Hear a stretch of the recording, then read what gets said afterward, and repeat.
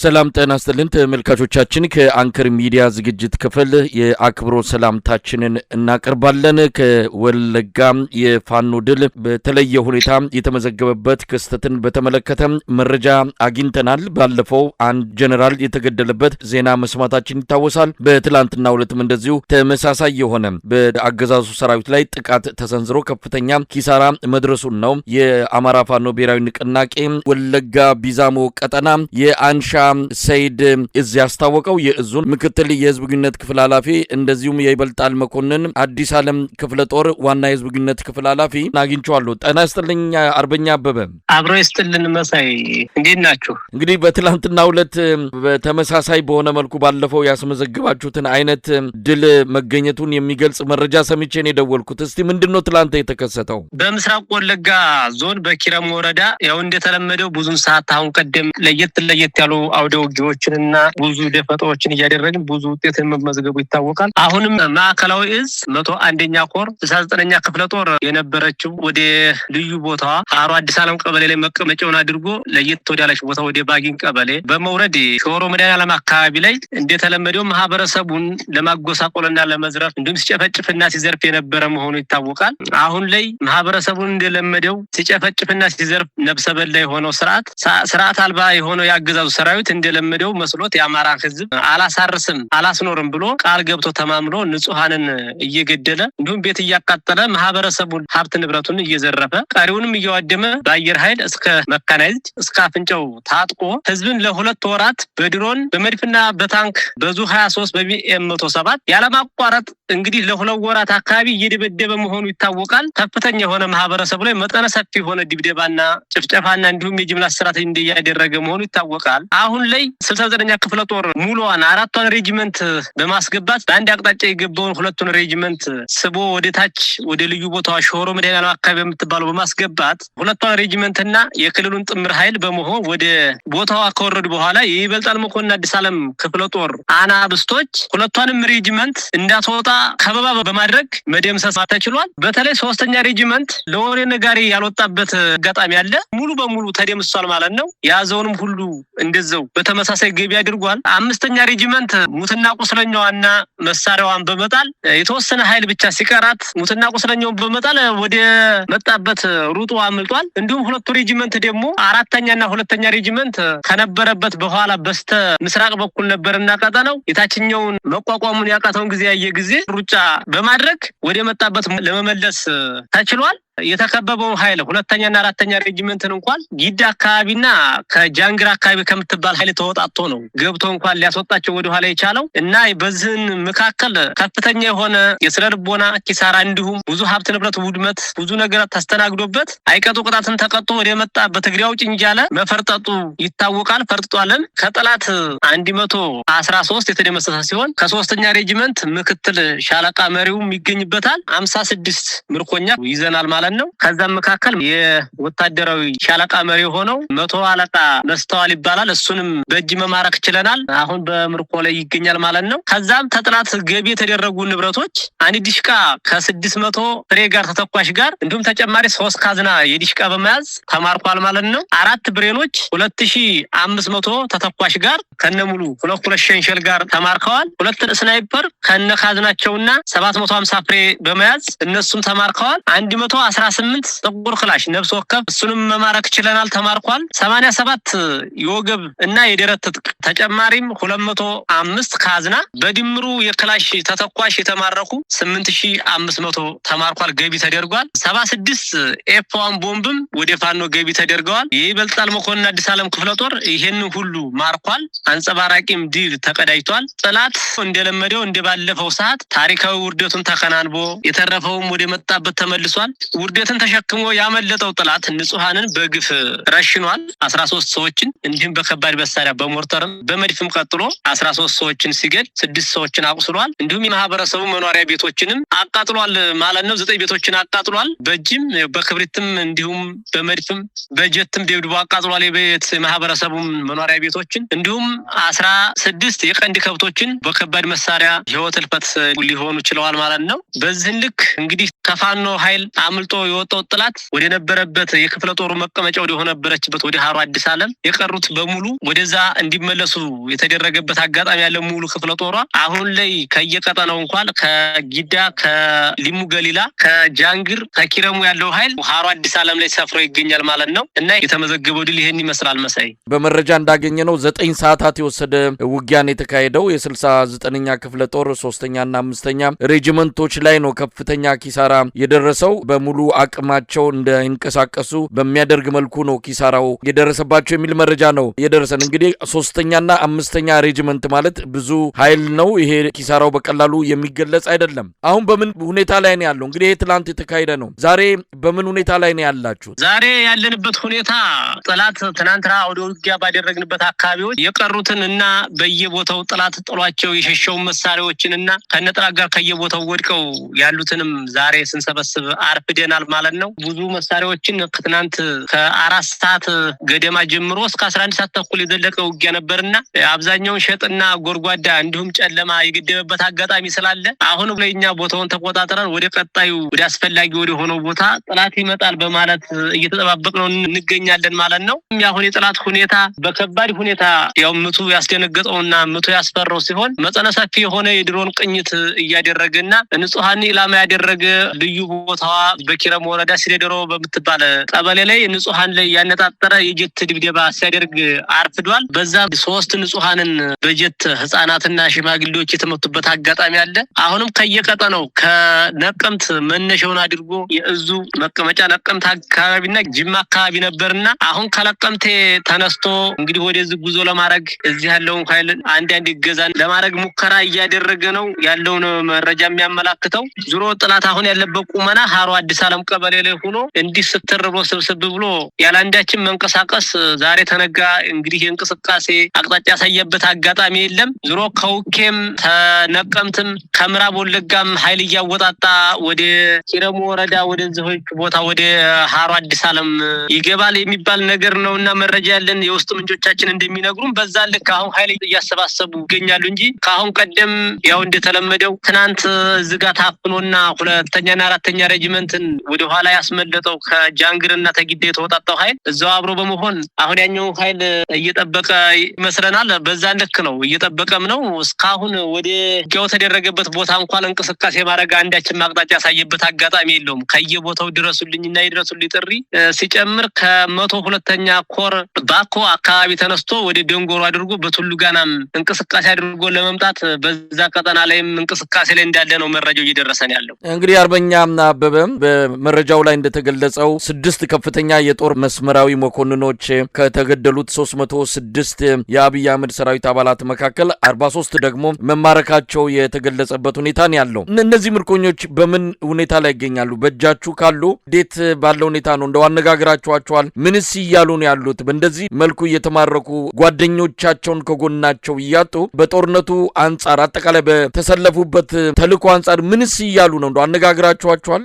የሚሉትን ነገርም በእናንተ በኩልስ እነዚህን ምርኮኞች እንዴት ነው የያዛችኋቸው? አሁን ላይ የቆሰሉትን እያሳከምናቸው እንገኛለን ማለት ነው። አስፈላጊውን ሁኔታ እንግዲህ አቅማችን በፈቀደ መልኩ ቁስለኞችን እያሳከምናቸው ነው። ደግሞም ከሞት አፋፍ ተመልሰው የተማረኩትን ደግሞ አሁን አስፈላጊውን እንክብካቤ እያደረግንላቸው ወደ ወሳኝ ወደ ሆነው ቦታና የአይምሮ ስለልቦና ምክር እየመከር እነሱ ላይ ምን አይነትም ማናቸውም ተጽዕኖ ወይም የሆነ አንዳንድ እርምጃ እንደማንራመድባቸውና ከማህበረሰቡ ጋር ያለውን ነገርም በትክክል ከማህበረሰቡ ጋር መኖር እንደሚችሉና ዝጋ ያለውን ትክክለኛውን ትግል በማስረዳት ትክክለኛውን መስመር እያሳወቅናቸው እንገኛለን። የተማረኩትን ምርኮኞች ለመጠየቅ የሞከርንበት አጋጣሚ አለ። አናግረናቸዋል። ያው እነሱ የወታደራዊ መኮንኖች በቀጥታ ቪዲዮ ለማድረግ ያልተመቻቸ አጋጣሚ አለ። ዙሮ ቪዲዮውን ከዛሬ ሰዓት ቀጥሎ በቀጣዩ እናሳውቃቸዋለን። ቀጥታ ቀረጸውና ቪዲዮውን እናጋራቸዋለን። እንዳናገርናቸው ግን እኛ የምናውቀው ነገር የለንም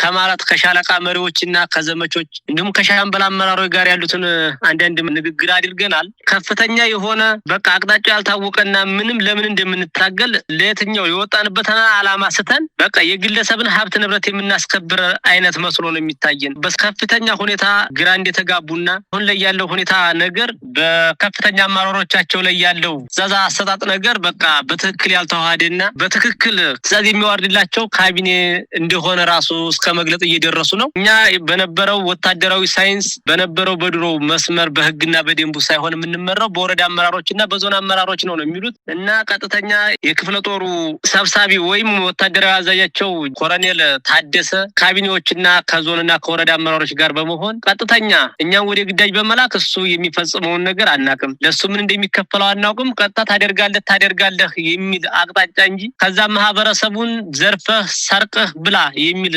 አመለካከት ለወታደሩ ትዕዛዝ እንደሚሰጥና ወታደሩ እንኳን በአጋጣሚ ሬሽን በጨረሰበት ሰዓት ማህበረሰቡን ሀብት ንብረት እንድትጠቀሙ የሚል ትዕዛዝ እንዳወረደና 5ኛ ሬጂመንት በባለፈው ሰዓት ተኛ ጋር መታ ውጊያ አድርጋ ነበርና በዛን ሰዓት እንኳን ሬሽን ባለቀባቸው ሰዓትና ድሁ በተቸገሩ ሰዓት የማህበረሰቡን ቀጥታ ያማራውን ማህበረሰብ ሀብት ንብረት ከብቱን በማረድ ይዘው ተጠቀሙ፣ ለእናንተ ሬሽን አንጭንም፣ ምን አይነት ውጤት አሳይታችሁ ነው በሚል ራሱ እዛው ተቀመጡ በማለት ያላንድ የምግብና ወይም የሬሽን እጥረት እንኳን ቢገጥማቸው በዛን ልክ የሆነ ከስርዓቱ ወይም ከተቋማቸው ወጣ ያለ መልእክትና ትዕዛዝ እንደሚወርድላቸው ነው የነገሩንና አሁን ላይ ያሉበት ቁመና በጣም ግራ እንዲያጋባቸውና ለቀጣዩም በዚህ ልክ ወታደሩ የሚመራ ከሆነ ውጤት ሳይሆን ኪሳራውም የላቀ ነው ሲሉ ነው ያናገርናቸው። ያው ለተጨማሪው ደግሞ በቪዲዮ ቀረጻ ስናደርግ ለበለጠ ማረጃውን እናጋራቸዋለን። እንግዲህ አርበኛ አበበ ባለፈው የአብይ አህመድ ጀነራል የተገደለበት ውጊያ ተካሂዶ ከፍተኛ ድንጋጤ እንደተፈጠረ በወቅቱም እነሱም የሚደብቁት እንዳልሆነ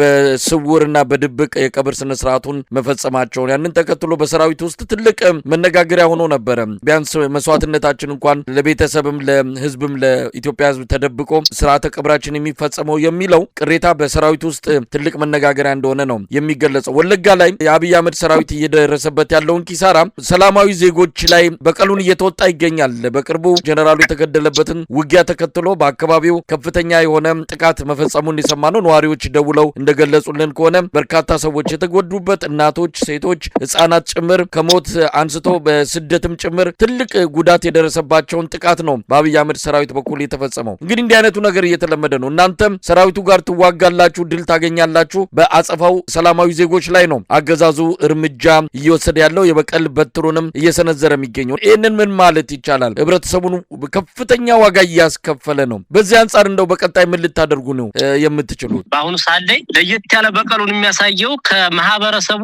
ብዙን ለየት አድርገው ብዙ ቀበሌዎችን ቀይ መስመር ናቸው በማለት እዛ ቀጠና ተገባችሁ ንጹሃን የለም ሁሉ የታጠቀ ነው ፋኖ ነው ምንም ገበሬ የለም በማለት ማህበረሰቡን መፈረጅ ያው እንደተለመደው ልምዳቸው ነውና ማህበረሰቡን በጥቅሉ ፈርጀውታል። እዛ ቀጠና ላይ ሲገባ አሁን ባልከው ልክ በሰፊው ማህበረሰቡን እንዲጨፈጭፍና የማህበረሰቡን ሀብት ንብረት ማናቸውንም የቻለውን ተጠቅሞ የቻለውንም ዘርፎ ቀሪውን ወደ ወረዳ ገቢ እንዲያደርግና ከዛን ደግሞ በተጨማሪ ምጣድ ሳይቀር የሚሰብርበት አጋጣሚ ምጣዱን እንዲሁም ሁሉን ነገር ብረት ድስቱን ሳይቀር ምንም የሚቀራቸው ነገር የለም። ያንንም ራሱ የተጠቀሙበትን ዕቃ አውድመው እንዲሄዱ ነው ትዕዛዝ እየተሰጣቸው ያለና ቤትን በዛ ልክ እያቃጠሉ መጠነ ሰፊ የሆነ የማህበረሰቡን ቤት እያቃጠለ ይገኛል ማለት ነው። እኛም አሁን ላይ ለማህበረሰቡ ትልቅ ረፍት ለመስጠት በእኛ በኩል የታቀደ ስራ ቢኖር ቀጥተኛ ቀይ መስመር ናቸው ብሎ ካቀደው ቀጠና ውስጥ እንዳይገባ የማድረግ ስራ አሁን እንደ ትናንቱ ባደረግነው አውደ ውጊያ ብዙ ቦታዎች ላይ ገብቶ የማህበረሰቡን ቤትና በጅምላ ለማቃጠል ትዕዛዝ ተቀብሎና አንግቦ የመጣ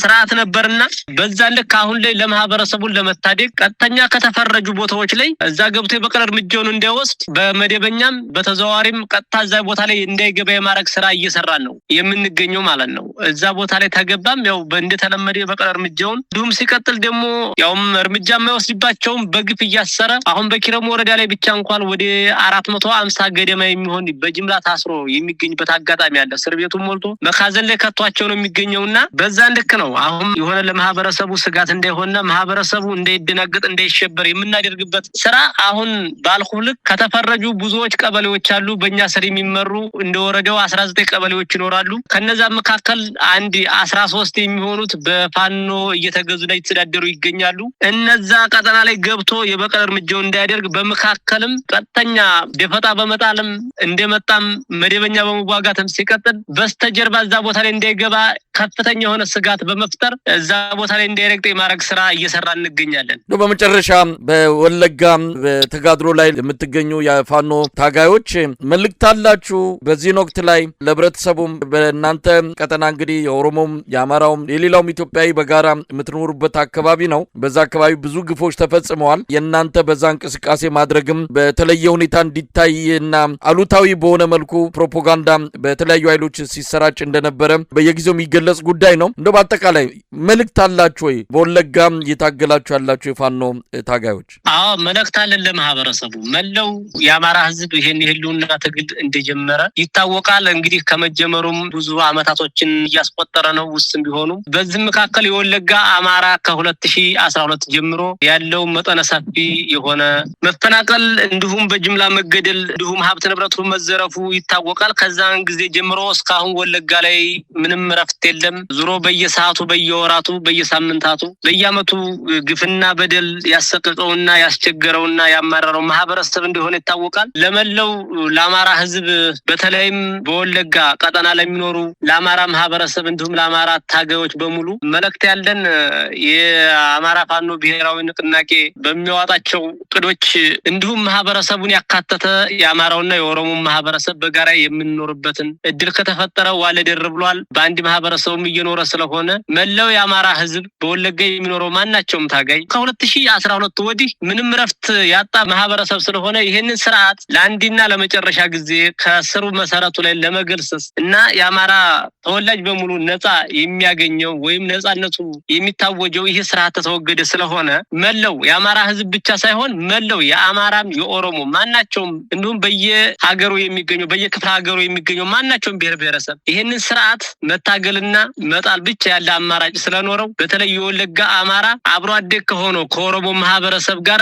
ጎን ለጎን በመሆን አስፈላጊውን ምክክርና አስፈላጊውን ውይይት እያደረገ ይህንን ስርዓት አልባ የሆነ ስርዓት ለአንድና ለመጨረሻ ጊዜ ማህበረሰቡ ያለመደናገጥ ያለመፍራት ሞት ብርቁ አይደለም፣ ስደት ብርቁ አይደለም፣ እንዲሁም መፈናቀል፣ መዘረፍ፣ ቤት መቃጠል ብርቁ አይደለም። ይህንን የተቋቋመ ማህበረሰብ ማህበረሰቡ ይህን ስርዓት ለመጣል ወደ ቀጥተኛው መስመር በመግባት ይህን ስርዓት እንዲታገል ማናቸውም በቃ ወለጋ ላይ ያለው የህልውና ትግል ስለሆነ በክተት ወጥቶ ይህንን ስርዓት ከዚህ ምድር ላይ መንቀል መቻል አለብን የሚል መልእክት ነው ያለን። ማናቸውም ማህበረሰብ ምንም ያለመደናገጥና ያለመደናበር ይህን ስርዓት እንዲያስወግደው የሚል መልእክት ነው ያለኝ። አርበኛ ፋኖ አበበ አብርሃም የአማራ ፋኖ ብሔራዊ ንቅናቄ ወለጋ ቢዛሞ ቀጠና የአንሻ ሰይድ እዝ ምክትል የህዝብ ግንኙነት ክፍል ኃላፊ እንደዚሁም የይበልጣል መኮንን አዲስ ዓለም ክፍለ ጦር ዋና የህዝብ ግንኙነት ክፍል ኃላፊ ዜር ይስጥልኝ። መልካም ቀን። እሺ አመሰግናለሁ። እሺ ለሁላችንም